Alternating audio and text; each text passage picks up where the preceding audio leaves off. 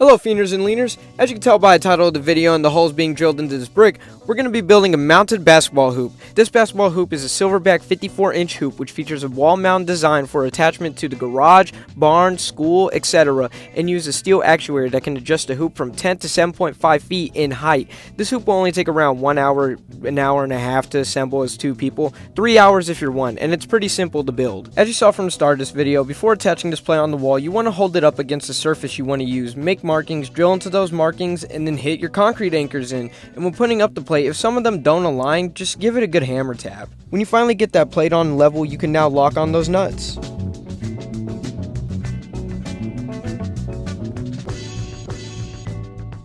Once you get all those nuts locked down, you can now start attaching your arms. Make sure your hole orientation is correct as well. Once you've got those arms in, you can now attach this piece that will connect to the backboard and the rim later on. Now you want to put on your brace that will attach to those arms. You're going to need a 1/2 inch socket and a 1/2 inch wrench, and lock them hoes down now. And don't say I'm not doing anything because I'm handing up them parts. Look at me. I'm doing a good work at handing up them parts. I'm doing it efficiently and on a good timely manner. Put on your connecting bracket and your other arms now.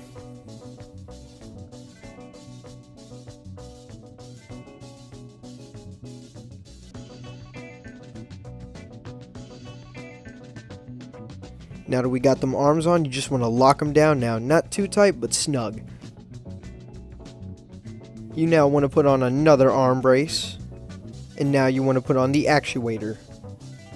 Now that all that is on, you now want to connect your actuator in between those top arms and those connectors we just put on. Let's get up close and personal and see what's up. Look at the action of this. Look at this. It's like an ASMR. Just slide the bolt through the hole. Can a nigga slip it in? It's backboard time! I don't know why, but I don't understand why I need to connect pieces to the backboard. Like, just pre-install it. Like, what the hell?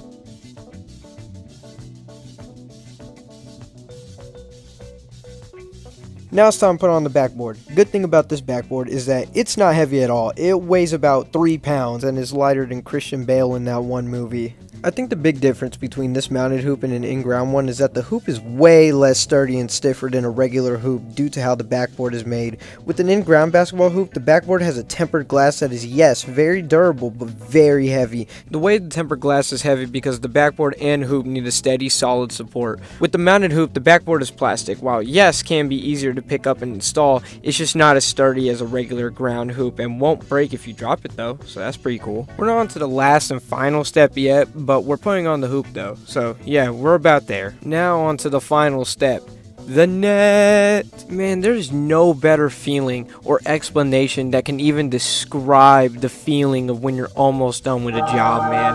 Like when I was putting on this net, I was so giddy to be done. I was, ecstatic. Now what can I say since the hoop is basically done?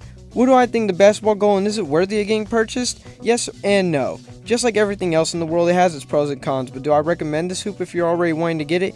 Yes, it's a great hoop for the price, and it's easy to install. But if you had options and wanted to choose between an in-ground or mounted, choose the in-ground. It's more sturdy in my opinion. But yeah, hope y'all enjoyed the video. Peace. I got faith.